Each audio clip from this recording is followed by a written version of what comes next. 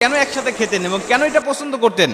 বর্তমান বিজ্ঞান হতভাগ আল্লাহ রাসূলের এই খাবারগুলো নিয়ে গবেষণা করে। আল্লাহ রাসূলের পছন্দের তালিকায় যত খাবার আছে প্রত্যেকটা খাবার বিজ্ঞানরা রিসার্চ করে আশ্চর্য যে এটা কিভাবে সম্ভব।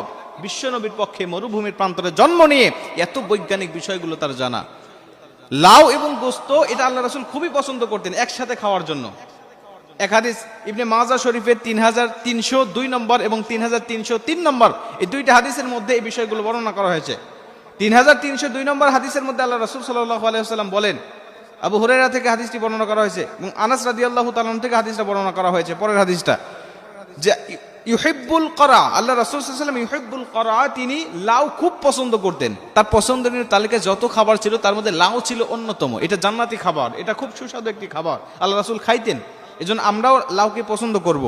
অনেকে বলে যে আমি লাউ পছন্দ করি না, এটা আমাদের বলতে পারবো না, এটা আমাদের বলা ঠিক হবে না, কারণ আল্লাহ রাসূল যেটা